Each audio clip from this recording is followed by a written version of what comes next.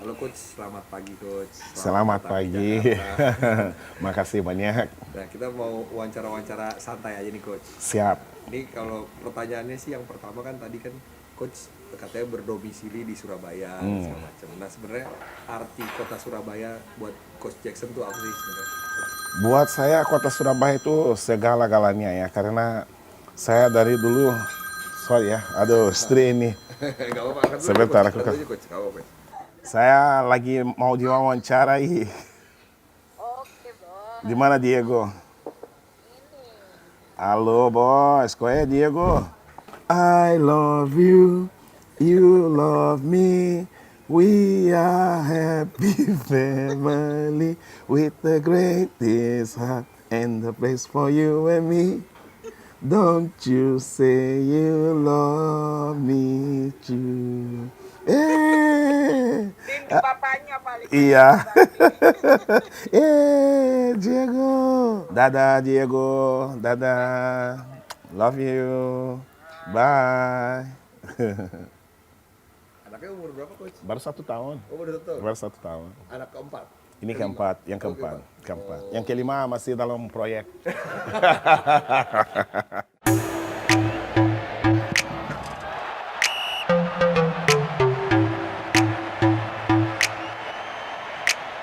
Balik lagi deh.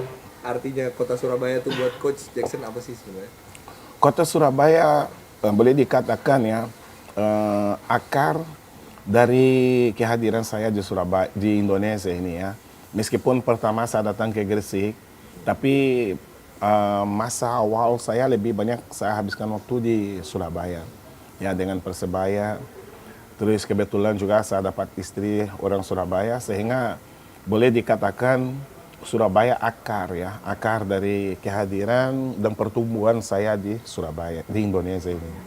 Ya. Nah, terus kan kalau misalnya kalau saya sebut Asyabab Surabaya tuh apa yang muncul pertama kali di otak Coach nih? Ya, sabab itu ya itu langkah pertama ya. Langkah pertama saya sebagai kelanjutan karir saya di Indonesia.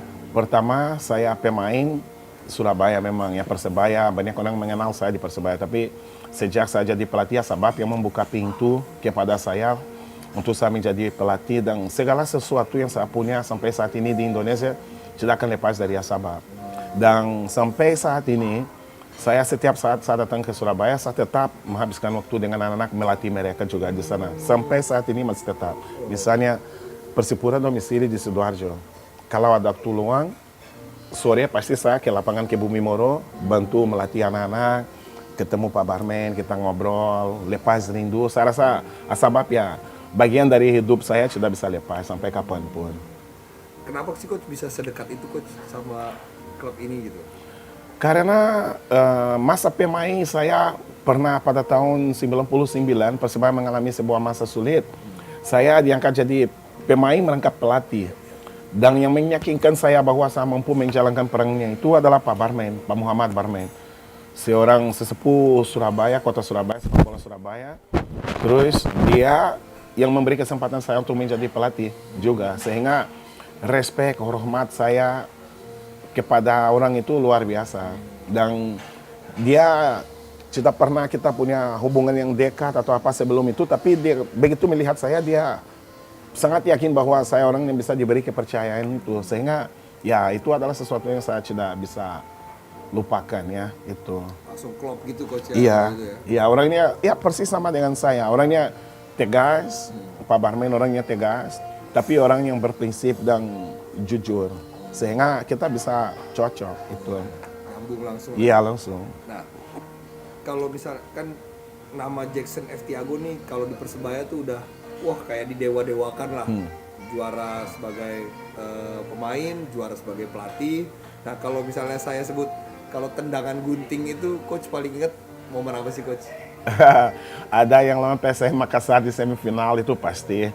Karena itu buat saya bukan soal manisnya, cantiknya golnya, tapi momennya. Ya karena gol itu mampu meloloskan Persebaya ke final Liga 3. Sehingga ya sangat terkesan ya. Pernah saya mencetak banyak, tapi pada momen seperti itu ya itu adalah sesuatu yang ya sangat mengesankan buat saya pribadi.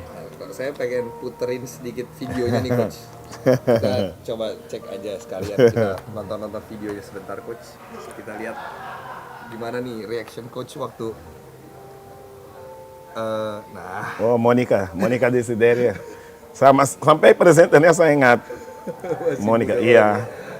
Emang kalau waktu itu kan bermainnya di mana sih coach? Bisa ceritain pertandingan? Main di GBK. Main di GBK. Mainnya di GBK. Terus Ya. bagaimana tuh coach? Situasinya, kondisinya bagaimana sih waktu itu?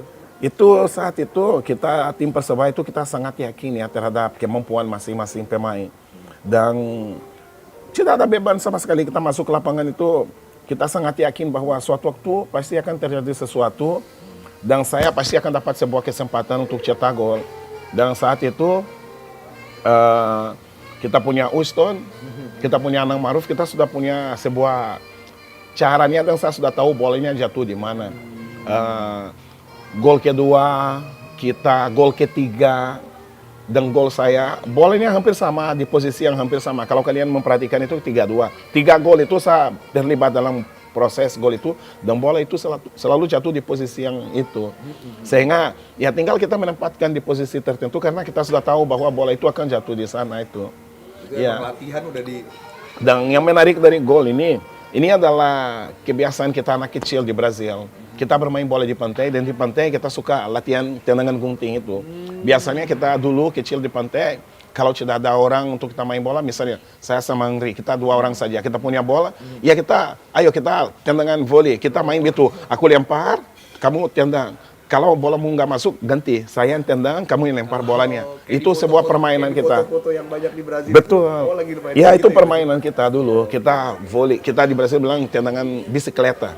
Kita bilang bisikleta. Kita lempar bola, tuh masuk, aku lagi. Sampai bola itu nggak masuk. Begitu nggak masuk baru kita gantian. Itu sebuah permainan yang kita punya di Brasil. Makanya keahlian itu sudah terbentuk dari kecil.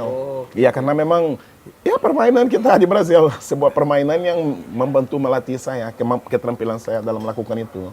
Pas masuk ini, pas gol yang tendangan gunting ini, apa sih rasanya waktu itu coach yang pas bisa main di puluhan ribu di GBK gitu, di depan bonek segitu banyak, bagaimana sih coach sebenarnya? Sebenarnya ya, kalau saya bicara sama kalian, kalian mungkin berpikir sombong atau apa ya. Tapi kita berada di level ini ya, kita tidak ada perasaan apapun. Tidak ada perasaan apapun karena apa? Adalah sesuatu yang kita lakukan secara insting, secara normal. Sehingga misalnya kita masuk lapangan ada berapa orang atau apa, ya mungkin waktu masih kita berbaris atau apa, tapi begitu bola berjalan, saya pribadi tidak ada pikiran apapun. Pikiran saya konsentrasi cuma di situ. Misalnya besok kita akan bermain lawan Persija. Mungkin sebelumnya anak-anak berbaris, supporter ya. Mungkin kita masih dengar. Tapi begitu bunyi peluitnya, sudah kita nggak dengar. Saya pribadi tidak dengar apapun, tidak ada apapun yang bisa mengganggu konsentrasi saya terhadap pertandingan itu. Udah in the zone gitu ya? Ya sudah, tingkat konsentrasi kita terlalu tinggi ya. Ya maksud saya bukan semua orang ya. Orang yang saya dididik di Flamengo ya, klub Flamengo dulu, sehingga pembinaan mental kita sangat kuat. Sehingga kita tidak terpengaruh dengan hal-hal seperti itu. Angri bisa lihat aku dulu gak pernah ribut sama orang, protes yang berlebihan atau apa. Tidak, karena itu tadi, mental kita sudah dilatih untuk menghadapi situasi-situasi seperti itu. Ya. Ini rahasia jaga kulit saya ini, kopi. Iya. Iya. Makanya kalau mau rahasia, Manis. ya Jackson hitam itu ya ini. Iya, ini rahasiaku ini. Makasih. Ya mungkin kayak kata Balotelli kali coach ya. Emang udah tugas saya untuk nyetak gol. Betul. Ya, jadi ya udah tidak usah berlebihan. Betul. Macam-macam gitu. Kalau Amri dengar ya komentar orang-orang yang misalnya saya tidak level Neymar, Cristiano Ronaldo, level saya di Indonesia ini ya. Tapi di Indonesia level kita cukup tinggi. Orang-orang seperti itu Zidane kita inner zone kita berbeda, tingkatnya sangat tinggi sekali.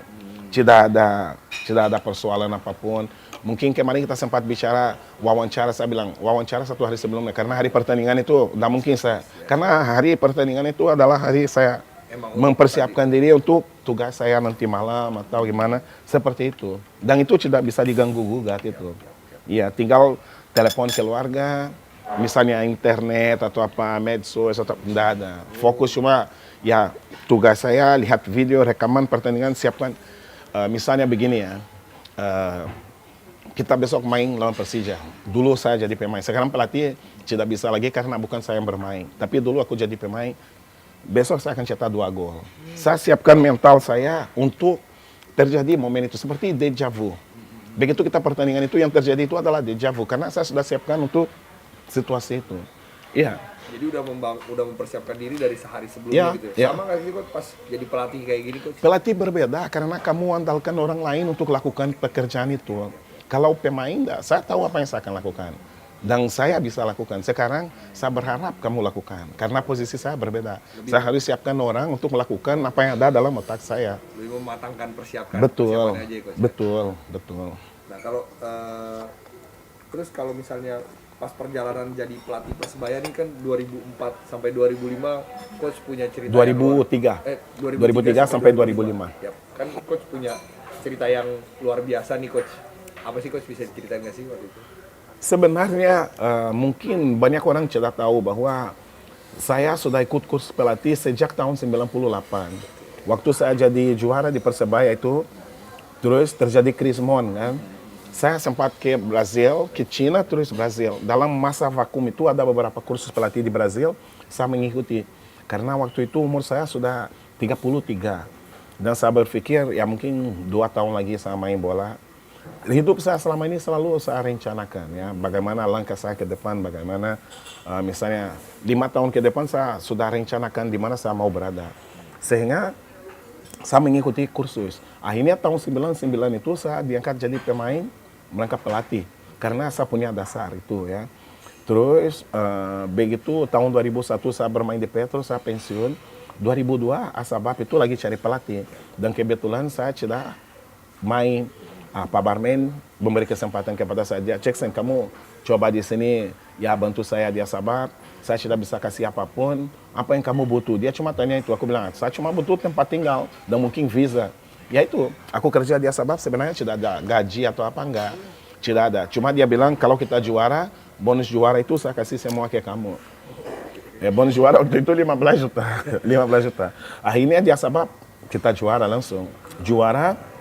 Terus di tengah jalan itu saya diberi kepercayaan jadi pelatih PON Jatim untuk PON tahun 2004. Kalau nggak salah yang di Palembang atau Kaltim, aku tidak ingat betul ya.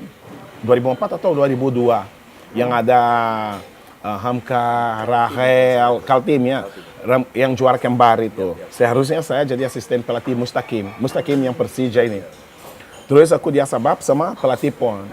Kita di situ, terus Asabab juara, terus tahun 2003 aku tetap di Asabab. Kita juara putaran pertama, terus putaran kedua itu Persebaya ada masalah. Waktu mau masuk 8 besar, ganti pelatih. Terus saya ditawarkan jadi pelatih. Saya ditawarkan jadi pelatih oleh Pak Haruna ini, Madura. Pak Haruna sama Pak Bror. Nah ini jadi pelatih Persebaya, puji Tuhan kita sukses ya. Karena saya mulai. Aku juara Persebaya di Divisi 1 waktu itu. 2003 juara Divisi 1, 2004 Liga Utama. Ya 2005 kita yang mundur itu, yang Persipura juara ini.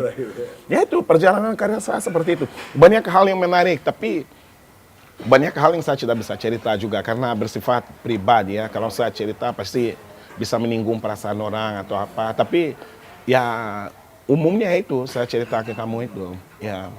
Jadi emang ya pertama kali klub di Indonesia yang promosi dari liga terus langsung juara. Iya. Itu Ya. waktu itu reaksi bonek gimana sih coach? Saya jujur ya, saya sangat beruntung.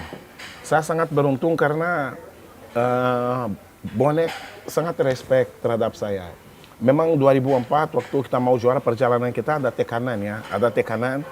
Tapi tekanan itu dibuat. Yang tadi saya bilang banyak cerita yang saya tidak bisa bicara karena nanti menyinggung orang ya. Tapi tekanan yang wajar, tidak ada yang berlebihan. Tapi itu dibuat sengaja, sebuah skenario yang sengaja. Tapi Tuhan selalu kasih jalan untuk saya bisa berjalan sampai tujuan akhir saya. Mereka sangat respect terhadap saya, sangat luar biasa respect. Sampai saat ini di Surabaya kemana pun saya pergi, mereka mau saya di Barito dulu, mau saya di Persipura, mereka sangat respect. Mereka masih anggap saya sebagai bagian dari tim Persebaya. Ya itu. Mungkin karena saya berdomisili di sana juga ya. Mungkin itu. Anak saya main di Persebaya. Cuma tahun terakhir dia ikut di Barito. Tapi anak saya yang Ugo 14 itu dia didikan Persebaya juga. Ya. Waktu itu coach kan bilang kalau misalnya sebagai pemain mencetak gol sudah biasa gitu kan. Waktu jadi pelatih terus menjadi juara kasta tertinggi lo coach gitu. Itu bagaimana sih untuk coach sendiri gitu loh? Rasanya bagaimana? Ya itu tadi ya. Saya tidak pernah menanggapi berlebihan karena mental itu saya tahu kemampuan saya ya, dan saya tidak akan. Kemarin di Makassar orang bertanya kepada saya, aku masuk ruang press conference.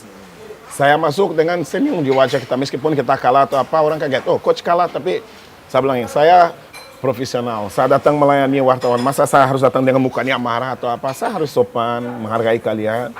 Kalau saya orangnya, aku tahu persis kemampuan saya, baiknya, buruknya saya tahu. Jelas kadang sisi buruk kita keluar, karena kita tidak bisa kontrol, karena kita manusia. Tapi saya tidak perlu orang bilang saya bagus, saya tidak perlu orang bilang saya jelek. Karena saat saya bagus, saya tahu saya bagus. Saat saya jelek, saya pun tahu saya jelek. Karena saya orang pertama yang lakukan evaluasi pribadi untuk menjadi lebih baik. Salah satu kunci yang saya bisa eksis terlalu lama di dunia ini, karena meskipun saya sukses, saya selalu cari sesuatu yang saya bisa lebih baik lagi. Meskipun dalam saat yang saya sukses. Makanya waktu di Persebaya kita juara itu, jelas saya bangga.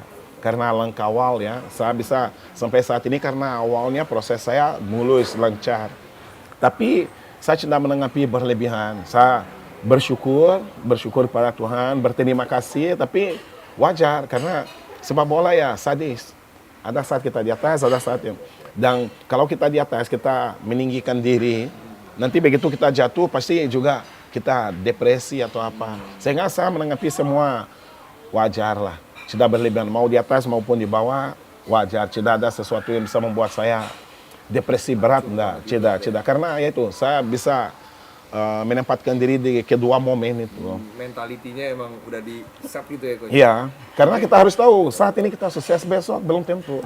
Dan kalau kita tidak mempersiapkan diri untuk menghadapi situasi itu, kita hancur. Mungkin ini sama kayak ceritanya waktu coach mencoba menjajal di Penang FA kali coach ya? Ya, di Pinang sebenarnya mungkin orang anggap di sana kita gagal ya. Tapi ceritanya kita di sana sangat luar biasa sukses. Karena tujuan kita ke sana pertama adalah kita bisa bawa timnya ke Liga 1. Terus yang kedua mengorbitkan beberapa pemain muda. Liga pertama kita langsung sukses, kita langsung ke Liga pertama. Terus kita sampai bawa Faiz Subri itu untuk dapat FIFA Award di tahun 2015 atau 16. Di tengah jalan kita tidak bisa melanjutkan karena banyak persoalan, karena di Malaysia berbeda dengan Indonesia. Di Malaysia banyak persoalan politik. Mungkin kalau kalian bicara sama Pak Rahmat Dahmawan, dia akan cerita. Kalian bisa lihat di sana tim yang saat ini bagus macam Felda, PKNS, bagus tiba-tiba ambruk karena persoalan politik. Sehingga sejarah saya di Malaysia sangat luar biasa sebenarnya. Cuma memang putus di tengah jalan karena banyak persoalan. Akhirnya coba lihat sekarang Penang berada di mana. Mereka jatuh lagi. Karena itu awal dari persoalan yang sudah mulai datang ke... Ya. Tapi Penang luar biasa, pengalaman sangat luar biasa. Dari aspek finansial, kehidupan, pengalaman hidup. Menurut saya, buat saya pribadi sebuah pengalaman yang sangat-sangat luar biasa. Karena dari dulu aku punya keinginan pergi ke sebuah kompetisi berbeda. Dan di sana dalam waktu 2 tahun kita bisa mencapai itu. Luar biasa. Kalau mungkin kamu klik Penang, ya pasti nama saya tercantum di situ. Dalam sejarah mereka pasti tetap. Karena dalam beberapa tahun terakhir saya yang pernah bawa mereka. Dan tahun ini seharusnya mereka lolos juga. Yang meloloskan mereka adalah asisten saya pada waktu itu juga. Iya, Coach Mansur. Sehingga ya mungkin orang berpikir kita gagal karena tidak tahu konteksnya semua. Tapi dari tugas yang kita diberikan, kita mencapai semuanya. Cuma di tahun kedua banyak persoalan. Yang wajar dalam sepak bola Malaysia itu. Iya. kan kalau sekarang kita ngomongin soal coach bersama Persipura nih, Coach Jackson masih tercatat sebagai pelatih klub Indonesia paling sukses di AFC Cup, lolos ke semifinal waktu itu bersama Persipura. Nah waktu itu sempat menang 4-2 atas Erbil coach di liga di leg pertama itu. Bagaimana sih coach waktu itu suasana dan apa yang coach kasih tahu di ruang ganti sampai bisa mengejutkan seperti itu coach?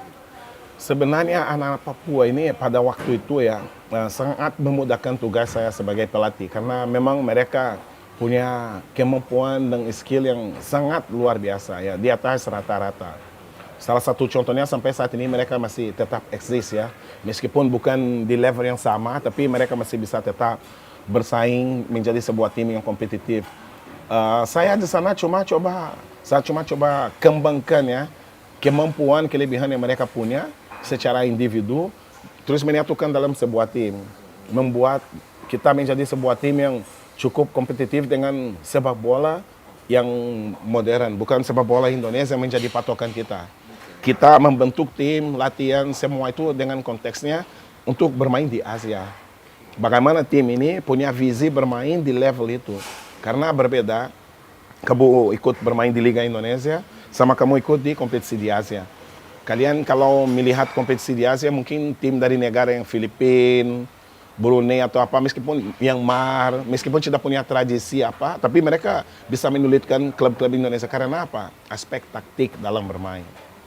Dan itu kadang di liga kita diabaikan dalam sepak bola, karena sepak bola di sini menurut saya sepak bola yang agresif ya, bukan fisikal tapi agresif yang kadang mengandalkan insting, bukan sebuah konsep ya, bukan sebuah konsep yang direncanakan dengan baik. Itu pendapat saya pribadi, mungkin saya salah tapi pendapat saya pribadi begitu. Makanya saya coba di Persipura membawa beberapa aspek taktik untuk permainan kita di level itu.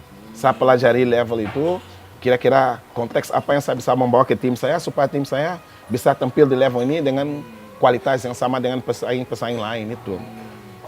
Kalau waktu suasana waktu kemenangan di Mandala yang 4-2 itu bagaimana sih coach? Apakah emang sudah anak-anak menyangka bakal menang kayak gitu nggak sih coach? Tidak ada yang menyangka kita bisa menang seperti itu. Kalau saya pribadi, pertandingan yang paling menarik buat saya sepanjang saya di Persipura itu adalah saat kita kalahkan Chonburi di leg pertandingan pertama home Persipura. Waktu itu kita main di GBK, terus pertandingan itu kita pindah ke Mandala, kita kalahkan mereka 3-0. Ada yang kita menang lebih besar lagi 9-2 atau apa, tapi buat saya Chonburi itu karena itu tadi konsep taktikal dari sebuah permainan itu dalam pertandingan itu nampak sangat kelihatan sekali. Itu buat saya sebuah pertandingan yang sempurna dari aspek taktikal. Itu makanya buat saya yang paling terkesan pertandingan itu. Tapi di sekitar kita euforia luar biasa, sangat luar biasa dari masyarakat. Kalian tidak bayangkan kecintaan masyarakat Papua terhadap Persipura itu. Tidak ada tim di Indonesia seperti mereka. Jujur tidak ada. Mau Persija, mau Persebaya, mungkin Persija, Persebaya mereka punya supporter khusus. Tapi kalau di Papua itu semua kelompok, mau dari guru, pendeta, mau siapapun, serius. Semua itu merasa bagian dari Persipura itu. Karena ya kebanggaan mereka ya tinggal itu saja. Sehingga atmosfer di sekitar kita itu sangat luar biasa. Mungkin Persija, Persebaya kita lihat anak muda, anak remaja, atau kalau di sana enggak, kamu lihat nenek, kakek, anak kecil, bawa anak, sangat luar biasa. Jauh berbeda dengan sepak bola dimanapun. Aku nggak tahu Aceh ya, tapi di Papua Persipura itu bukan supporter yang kita punya. Kita punya macam seperti keluarga lah, seperti keluarga. Ya, beda dengan klub lain. Betul. Ya. Nah, terus kita lanjut ke pernah menangani timnas Indonesia nih coach pada 2013. Terus gimana sih waktu dikasih kepercayaan untuk melatih timnas itu coach?